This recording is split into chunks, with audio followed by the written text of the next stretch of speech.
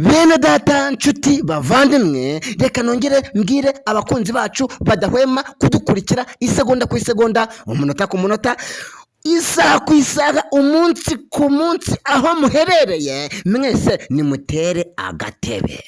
Wambabariye ugatera agatebe cyangwa aya makuru ukayumva neza mu by'ukuri. Kwihangana birananiye. Kuva urutonde rw'abashumba b'amaparuwase rwangeraho, bamwe bagiye bambwira ati rora ntutuvuge mu mazina, abandi bakavuga ati rora bavuge mu mazina. Mbese komeza gukirana n'ayo majwi yombi uko ari abiri, ibyifuzo bibiri bitandukanye. Ariko ngewe reka mbabwire, kwihangana birananiye. Urutonde ngiye kuruvuga,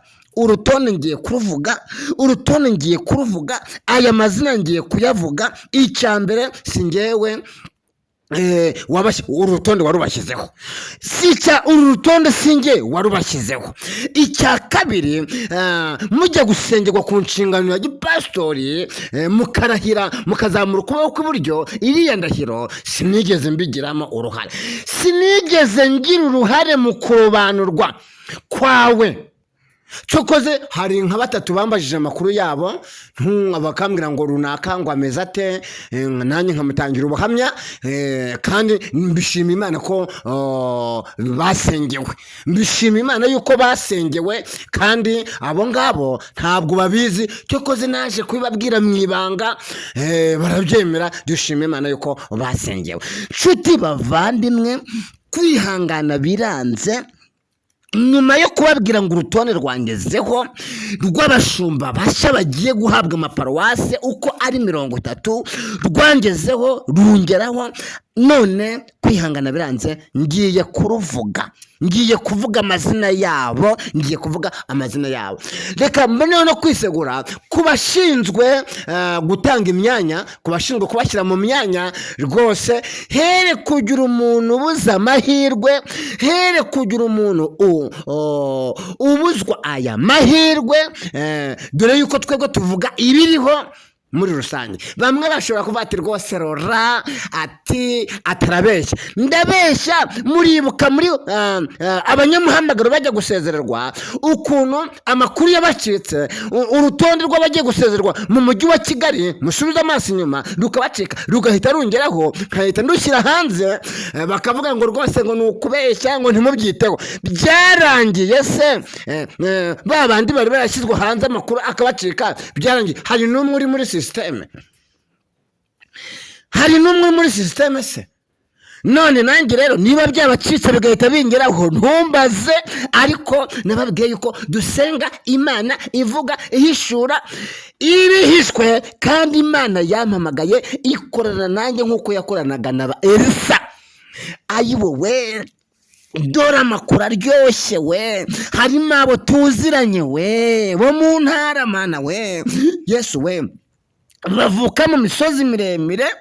Uwiteka mana we, hari abo tuziranye basengewe vuba, hari abashumba bagize amahirwe yo kugarukamo bakaba bahawe amaparuwase. Uwiteka mana we, hari n'abandi bashoje poste graduate muri kaminuza zitandukanye, bari bari gukora mu muhamagaro, babwiriza ibiterane, imitima igasusuruka. Urwo rutonde mbishyize ahagaragara. Ariko reka nkubwire, niba utarakora subscribe, like, share ndetse na comment, bikore. Kino kiganiro gisharinga kize kugira imbaraga, ariko nanone winjirane like iri hejuru ku gikumwe kizamuye, ndabigusabye. Ariko nk'ubu niba udukurikira ukaba utarakora subscribe, urabona utarahombye koko. Kora ku nzogera igikumwe kizamutse, ubundi twimanukire, njye mbaha amakuru atariho ivombe. Dore babapinga indi kubare, dore babapinga y'umwuka atangiye kuba mpishurire, Uwiteka batsinde mu izina rya Yesu. ntarasoma zino ngingo uko ari eshatu, mwongere mujye muri arishive. Ndi mu bantu bagaragaje videwo ya mbere ivuga ngo indembo zigomba kuba 5, paruwase 30, itorero rimwe mu murenge, ibindi bikitwa zone. Noneho nari nabyiyumvishemo, umwuka yari yansuye mbyiyumvamo nk'uko na Yesu Kristo impano yari ayifite yiyumvamo ku Gikaperinaum n'ahandi. Kandi koko impano yo kwiyumvamo, umushumba mukuru w'itorero rya Pentekote mu Rwanda yishyigikiye agaragaza iyo bagiye gusengera guha umuntu inshingano ya gishumba ya gipastori muri ADEPR ko hari ibyo bashingiraho. Nari mpibereye, umushumba yaravuze ati, umushumba mukuru yaravuze ati, imibyo dushingiraho icya mbere n'iki, icya kabiri n'iki, icya gatatu nuko uwo muntu aba yabyiyumvishemo.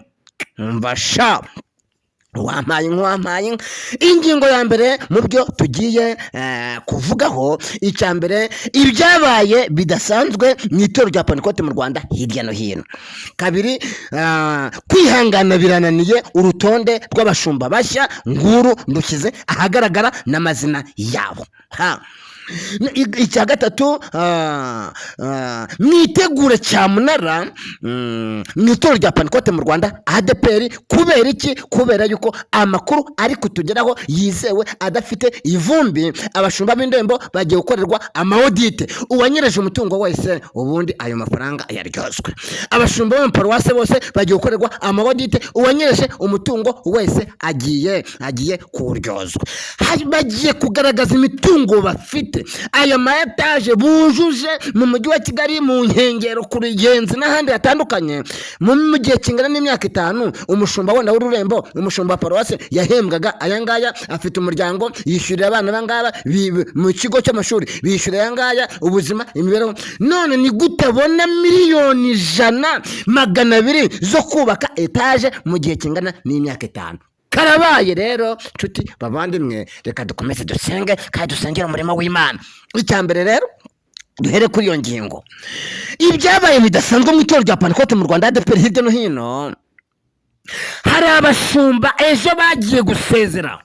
Mbasha, hari abashumba bagiye gusezera, noneho amateraniro araba, umushumba bamwima umwanya, nta nubwo bigeze bamuha n'umwanya wo gusenga. Reka bamwicaje mu mwanya w'icyubahiro, baramwakira bisanzwe, ntiyasengera n'umwigisha, ntiyatanga amatangazo. Noneho bari bamugeneye umwanya we, agitangira kuvuga yuko ngo impinduka, ngo paruwase ngo zabaye 30, akimara kuvuga ko muri ako karere ka Kirehe, burasa ni Kirehe cyangwa n'Ingoma, ni muri Kirehe. Ariko abakirisitu bakimara kumva ko paruwasi yabo yavuyeho, bose bamuta mu rusengero, asigara n'abakirisitu 15. ubwo uri kumva ko nabo bicanye ku ruhimbi na babandi b'imbere. Abandi bose bavuga ati, twari twaraguhaze, twari twarakurambiwe. Bahita bataba bati, si twe tubonye tugukira. Ariko simushurika nkwibariza ikibazo, uri tayari iyo ubonye nk'umuntu wakoreye Imana mu gihe kingana n'imyaka 5 wake ujya kuvuterura ijambo, abakirisitu bakaguta mu rusengero kandi bitari bisanzwe biba bikubaho? Wowe ntabwo wakagombye gushyira ubwenge kuri gahunda ngo ujye gupfukama, uzongera ugaruka uvuga uti, bene data, ukazamura ibiganza ukabasaba imbabazi? Koko Yesu yaravuze ngo abantu nibatihana ngo bazapfana ibyaha byabo. Nawe urashaka kuzapfana ibyaha byawe? Koko Imana yaraguhaye ubwenge, ufite Yesu w'i Nazareti, we Mana yo mu ijuru. Icyo ni icyabaye kidasanzwe, kandi abakirisitu bamuta mu rusengero, noneho abahasigaye basigara bari mu majone.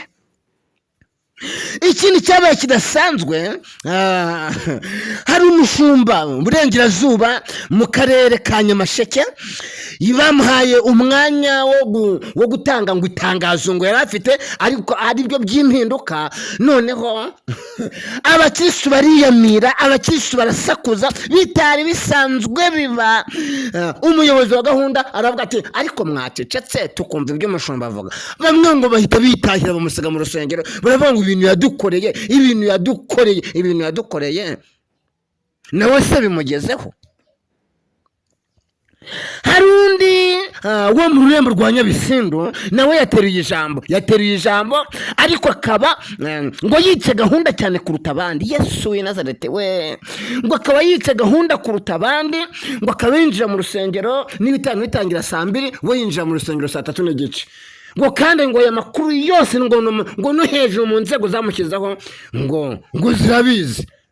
Yateruye ijambo nawe ari kuvuga impinduka, ngo paruwasi yasigaye ko ari Gitarama nawe bamutaye mu rusengero muri rusange. Haboneka umushumba umwe rero uherereye mu rurembo rwa Rubavu, yateruye ijambo, abakirisitu bose bari bari aho ngaho bose bararira, baravuga ngo mushumba wacu baramutwaye, mbese mushumba wacu baramujya, mushumba wacu avuyeho n'ibikorwa byiza. Abasaza bari mu muhamagaro, akaba yarabahaye inka, akaba yarabahaye amatungo magufi, bakaba basangiraga agafanta, mbese yiyegereza impande zose, abize n'abatarize bose akabiyegereza. Uwo mushumba yasezeye. Yesu we, abantu bararira, bishatse kuvuga ko impinduka zinezeza bamwe zigashimisha abandi. Hakomeje kwibaza ibibazo byinshi, ese ko abangaba bari gusezererwa ngo bitewe n'impinduka, ko tuzi neza ko bari barize, ko ari abarisansiye, ko nta muntu bahaye paruwasi atari umurisansiye, bakaba bahuje, akaba ari paruwasi 30 nk'uko byagiye bivugwa n'abantu batari bakeya. Abangaba bo ayo mashuri yaba abamariye iki? None se mugira ngo aba bashoma ba paruwasi bose ugira ngo niko bazabona imirimo? Reka narebye no ku rutonde, abo tuziranye benshi harimo bamwe bagarutsemo, harimo n'abatagarutsemo, ariko ntago byoroshye. No muri aba bashoma ba paruwasi uzahabwa itorero azaba abaye nk'umugozi ukuwe mu muriro nk'uko ijambo ry'Imana ribivuga. Muri aba bashoma ba paruwasi, muri aba bashuma b'indembo, uzahabwa itorero azaba ameze nk'umugozi ukuwe mu muriro nk'uko ijambo ry'Imana ribivuga. Ngaho iyi ngingo reka mbe nyiretse. Yesu we, nimwitegure cyamunara. Amakuru mfite nahawe n'umwe mu bashumba bari muri sisiteme w'inshuti yanjye magara, yambwiye ati rero ubu dufite ubwoba bukomeye, dufite ubwoba, turi guhumeka insigane, turi guhumekera mu kwaha, reka ntabwo tukirya, itunywa agafanta ngo kamanuke, ibiryo ntibyamanuka. Arambwira ngo ubu ndarwaye, ndi mu gitanda, ndimo nibaza aho nzajya nca, aho nzicara. Yesu we, ntabwo byoroshye. Ati rero bagiye kudukorera amawodite, bagiye kudukorera amawodite. Ndangije ndamubaza ati ku murongo wa telefone, nyakubahwa mushumba se waba ufite ubwoba? Arambwira ati rora, ariko iyo umuntu agushakaho impamvu cyangwa ntushobora no kwibeshya, ikaramu ikanyerera. Ndavuga ati mushumba, niba ikaramu yarakunyereranye ihane, igihe cye kiriho, bataraza kugukorera amawodite. Birababaje, biteye n'agahinda. Abarejonari bagiye kubakorera amawodite. Hari umurejonari uri kubaka etaje 2 yazizamuriye rimwe hano ku Ruyenzi, kandi umugore we si umucuruzi, kandi n'umushumba si umucuruzi, kandi abana bari kwiga muri za kaminuza. Haribazwa ahaya mafaranga yavuye.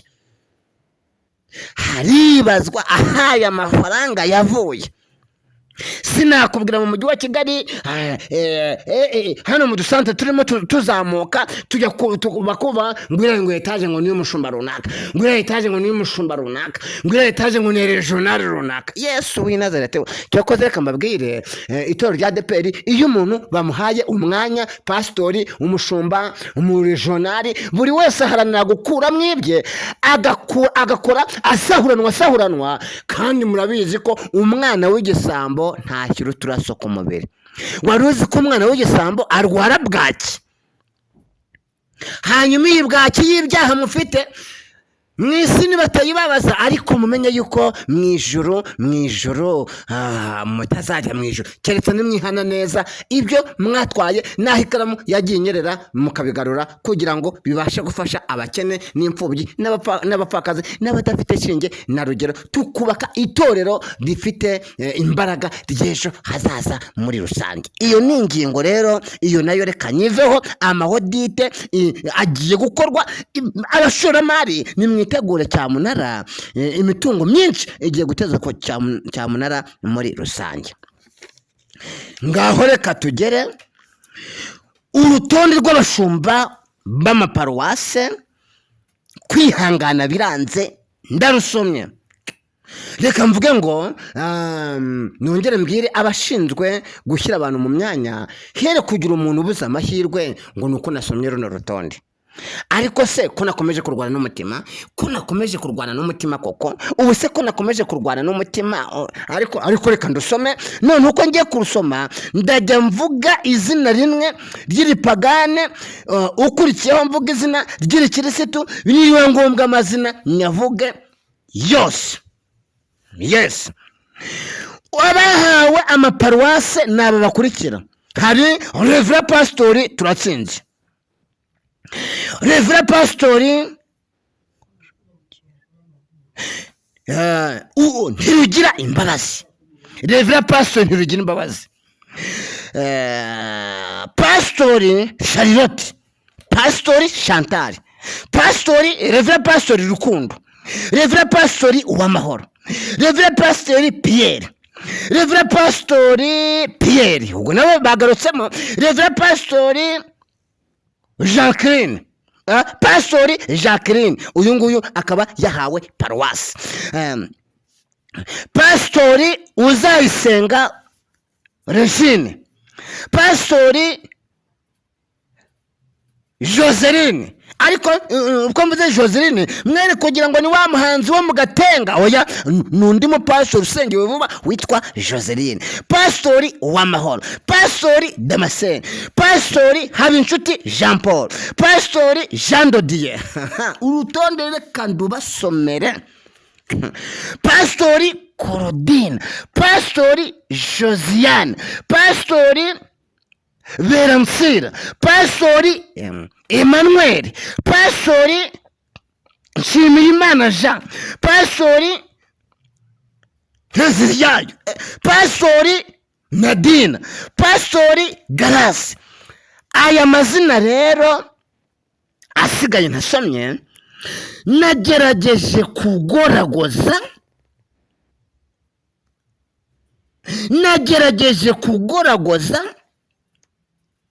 nibura ngo ndebe ko nasomera ikirisitu ndireke cyangwa nsomera ipagane, nsanga amazina ye yose yabaye nk'umuravumba arazwi.